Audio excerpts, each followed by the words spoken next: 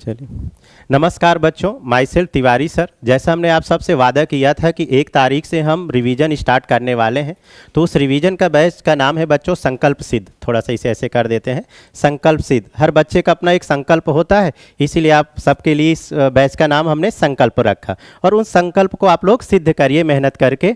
तो बच्चों 1 तारीख से हम लोग मिलने वाले हैं यूट्यूब चैनल पर, और 1 फरवरी और 8 बजे हम शाम को रिवीजन रिवीजन करने वाले हैं। तो इस प्लान में हम लोग क्या क्या रिवीजन करने वाले हैं, थोड़ा सा मैंने ब्रीफ उसका इंट्रो भी बनाया है, उसको भी आप सब देख लीजिए।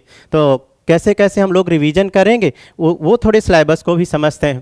तो बच्चों जैसे देखिएगा, यहाँ पर हमने कुछ पहले से लिख लिया है कि किस टाइप से हम लोग रिवीजन करने वाले हैं।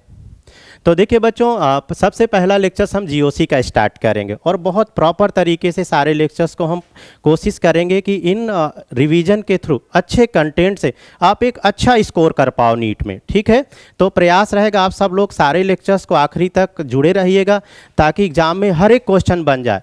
और हम अभी जो एग्ज़ाम में जितने भी टॉपिक का रिवीजन कराएंगे, ऐसा प्रयास करेंगे कि कोई भी क्वेश्चन आपसे एग्ज़ाम में छूट के ना जा पाए, ऐसा मेरा प्रयास रहेगा। वो सारे में अच्छे कॉन्सेप्टों को यहाँ पर क्लास में कवर करने वाला हूँ, और एक अच्छे कंटेंट के साथ बेटा, क्योंकि एग्ज़ाम में बैठने के लिए, क्वेश्चन करने के लिए आपको सबसे ज़्यादा ज़रूरी होता है कंटेंट होना चाहिए, उस लेवल का कंटेंट होना चाहिए जिससे हमसे क्वेश्चन बन जाए। तो देखिए, चलिए हम आपको थोड़ा सा बता देते हैं, ब्रीफ इंट्रोडक्शन कर देते हैं कि कैसे कैसे हम लोग रिवीजन करने वाले हैं। तो बेटा सबसे पहले हम जीओसी स्टार्ट करेंगे। उस जीओसी में हम 4 लेक्चर्स का प्लान किए हैं। उन 4 लेक्चर्स पे पूरा जीओसी, और साथ में सबसे अच्छी बात है हम पीवाईक्यू करेंगे।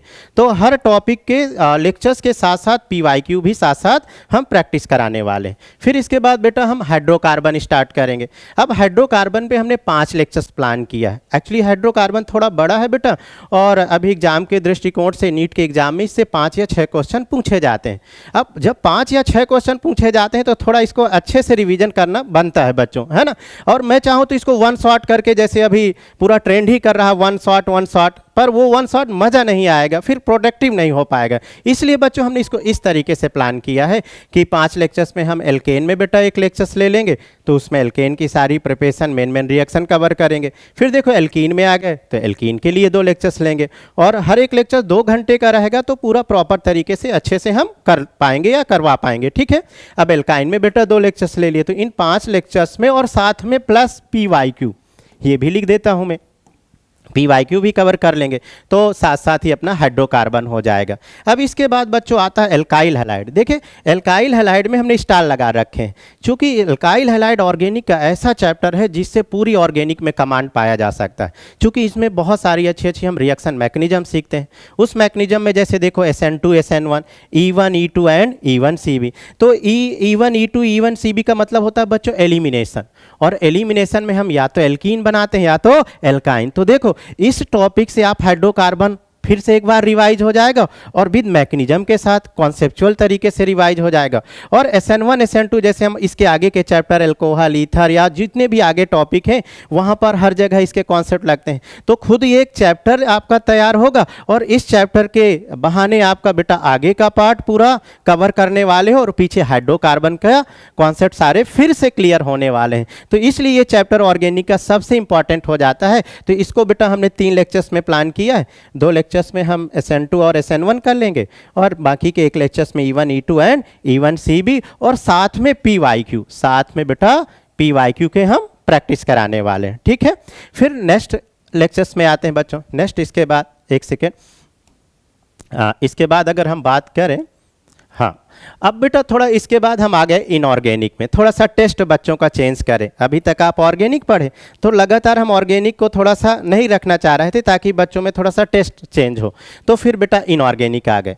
अब इनऑर्गेनिक में हम लोग पी ब्लॉक से स्टार्ट करेंगे। एक्चुअली पी ब्लॉक को लेकर के बच्चों में बहुत ज़्यादा सस्पेंस है। इस साल सस्पेंस होना लाजमी सी बात है बच्चों, क्योंकि इस बार का जो नया पैटर्न है उसमें बहुत सारे इनऑर्गेनिक में टॉपिक को एलिमिनेट किए गए हैं, जैसे मेटलर्जी और एस ब्लॉक, हाइड्रोजन वगैरह वगैरह, ये सब बच्चों को पता है। और उसमें से पी ब्लॉक में भी काफ़ी चीज़ें हटाई गई हैं।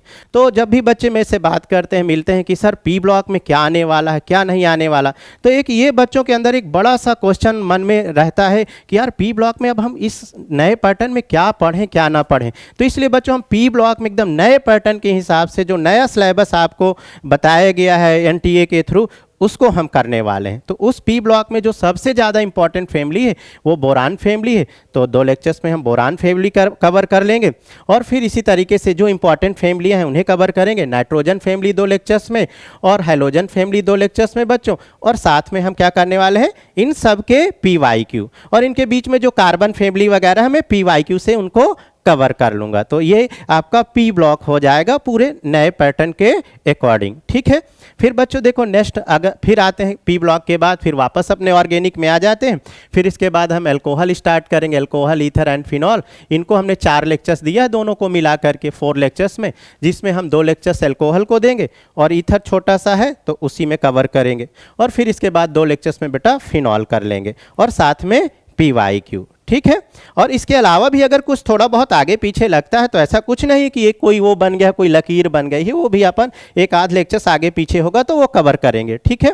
फिर इसके बाद बच्चों नेक्स्ट टॉपिक में आते हैं एल्डिहाइड एंड कीटोन। इसमें बहुत सारी नेम्ड रिएक्शन आती हैं, या आप ये कह सकते हो कि ये पूरा चैप्टर नेम्ड रिएक्शन से ही भरा है। तो नेम्ड रिएक्शन तो एग्जाम के लिए बहुत इंपॉर्टेंट हो जाती है। तो इस वाले चैप्टर का भी काफ़ी एग्जाम में वेटेज रहते ही है। क्वेश्चन तो 100% आने वाले हैं, पर वेटेज है इसका ज़्यादा, तो इसको भी हम 3 लेक्चर्स में कवर करेंगे, और साथ में बच्चों PYQ भी करेंगे, समझ गए।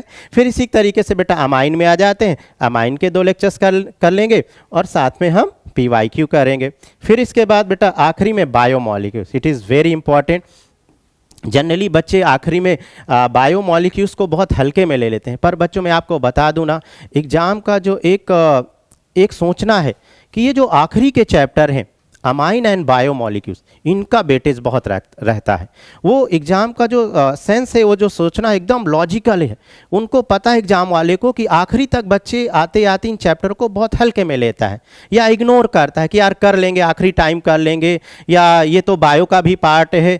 इन सब गलतियों के कारण फिर बच्चे यहाँ क्वेश्चन नहीं कर पाते हैं। तो बेटा इन लास्ट के टॉपिकों को भी हमको उतने ही सीरियस लेना है जितना हमने शुरू के टॉपिक में लिया। बीइंग अ टीचर्स मुझे पता है, जब हम हर बार पेपर को देखते हैं एग्जाम के बाद, तो इनके क्वेश्चन जब एनालिसिस करते हैं तो इन आखिरी वाले चैप्टरों का वेटेज क्वेश्चन का थोड़ा ज़्यादा रहता है, क्योंकि एग्जाम को पता रहता है कि बच्चे आखिरी में थोड़ा इग्नोर करते हैं या इनको ध्यान नहीं देते, तो अपने को वो गलती भी नहीं करना। तो बच्चों अमाइन और ये बायोमॉलिक्यूल्स के लेक्चर्स के साथ साथ इनके हम PYQ करेंगे, ठीक है बच्चों। तो इस तरीके से हम आप सबको रिवीजन करवाने वाले हैं, और पूरा प्रॉपर रिवीजन होने वाला है बच्चों। तो मिलते हैं 1 तारीख को रात को 8 बजे 1 फरवरी को। थैंक यू सो मच बच्चों।